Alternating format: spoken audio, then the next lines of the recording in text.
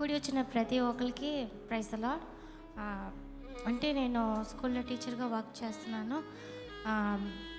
Last exam అయిపోయాక progress card స్టూడెంట్స్కి ఇవ్వాలి. ఆ సమయంలోనే కరెక్ట్గా ప్రిన్సిపల్ సార్, ప్రిన్సిపల్ మేడంకి ఒక కొడుకు, ఒక కూతురు, డాటర్కి ఏమో ఫిక్స్ వచ్చింది. సో దాని రీతిగా సార్ స్కూల్కి రాలేదు. 1 వీక్ ఇంట్లో ఉండిపోయారు. మేడము సార్ రాలేదు. దానివల్ల ఏ టీచర్ ప్రోగ్రెస్ కార్డ్ కూడా అవ్వలేదు. ఎందుకంటే క్లాస్ టీచర్ సైన్ చేసేస్తాము, ప్రిన్సిపల్ సైన్ ఉండాలి, తర్వాత పేరెంట్స్ సైన్ చేస్తారనమాట. అంటే తప్పన్నది ఎవరిది చెప్పలేము, మేనేజ్మెంట్ ఇది నేను చెప్పలేను. ఎందుకంటే సార్ పరిస్థితి కూడా అలా ఉండేది, రాలేదు. కాకపోతే తను రాలేదు అన్నది సార్ కూడా తెలుసు. అయినా పాప కొంచెం బాగా అయ్యాక స్కూల్కి వచ్చాక అందరినీ కూడా ఎందుకు ప్రోగ్రెస్ కార్డ్ వర్క్ అవ్వలేదు అని మమ్మల్ని మాట్లాడిని కూడా అలౌ చేయలేదు. టీచర్స్ అందరూ కలిసి కూడా చెప్దాం అనుకున్నాము. సార్ మీరు ఆ రోజు రాలేదు కదా, మీ దగ్గర సైన్ తీసుకోలేదు, ఎలాగ పిల్లలకి ఇంటికి పంపిస్తాం మీ సైన్ లేకుండా అని చెప్పలేకపోయాము. ఎందుకంటే అతను మమ్మల్ని మాట్లాడడానికి ఛాన్స్ ఇవ్వలేదు, అతనే మాట్లాడుకొని ఉన్నారు. సో చాలా అంటే హాఫ్ డేస్ జరుగుతున్నాయి స్కూల్కి సమ్మర్ వల్ల. 7:45కి వెళ్ళాము. ప్రేయర్ అయిపోగానే 8 నుంచి 12:30 వరకు స్కూల్ జరుగుతుంది. పీరియడ్స్ లైన్గా వెళ్తుంది. సో 8 నుంచి 12 వరకు 4 అవర్స్ టీచర్స్ అందరినీ కూడా తిట్టారు.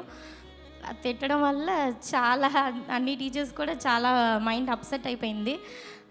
టీచర్స్ అయితే 12 వదిలేగానే 12:30కి పిల్లలు వెళ్ళిపోవాలి. సో స్పీడ్గా వెళ్ళిపోయి అతను తిట్టిన అప్సెట్కి స్టూడెంట్స్ మీద, టీచర్స్ మీద అలా కోపం చూపించుకున్నారు. నేనైతే అలా చేయలేదు.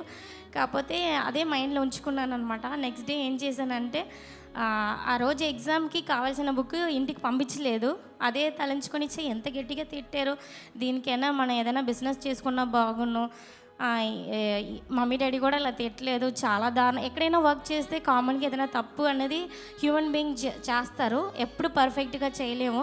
అయినా మేనేజ్మెంట్ తిడతారనేది మనకి తెలుసు, కానీ అంత దారుణంగా తిడతారని టీచర్స్కి మాత్రమే తెలుసు. చాలా దారుణంగా తిట్టారు.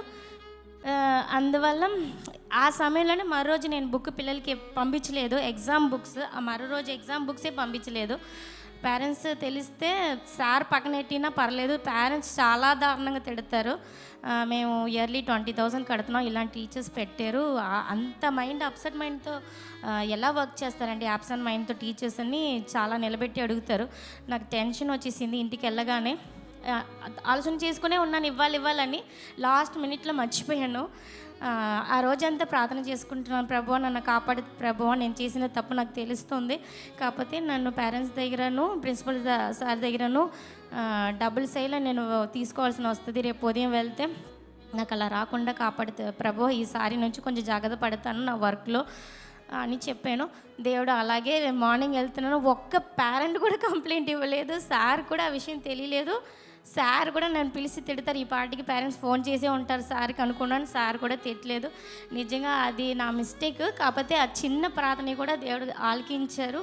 అలాగే నాకు ఇప్పటివరకు 6 years అయిపోయింది నా జాబ్లో. ఈ 6 years కూడా ఎటువంటి హెల్త్ ఇష్యూస్ అని చెప్పి నేను హాస్పిటల్కి వెళ్ళలేదు. కామన్గా హ్యూమన్ బీయింగ్కి జలుబు, జ్వరం ఇలాంటివి వచ్చింది, కానీ ఎలాంటి సీరియస్ ప్రాబ్లం, హెల్త్ ఇష్యూస్ రాలేదు. దేవుడు నా ఆరోగ్యాన్ని కూడా చాలా చక్కగా కాపాడుతూ వచ్చారు. టీచర్స్ అందరూ కూడా ఏదేదో ప్రాబ్లమ్స్ చెప్తారు, ఆ రోజు సెలవు పెట్టుకుంటారు, అదన్నీ గమనించి వచ్చాను. కాకపోతే నాకైతే దేవుడు అలాంటి ఇవ్వలేదు. ఈ చిన్న సాక్షిని దేవుడిని మహిమపరచాలని చెప్తున్నాను. ఈ సాక్షి చెప్పి దేవుని మహిమపరచడానికి ఆపర్చునిటీ ఇచ్చిన పాస్టర్ గారికి కృతజ్ఞతలు చెప్పుకుంటున్నాను. అలాగే మీ అనుదిన ప్రార్థనలో నన్ను జ్ఞాపకం చేసుకోండి. Thank you.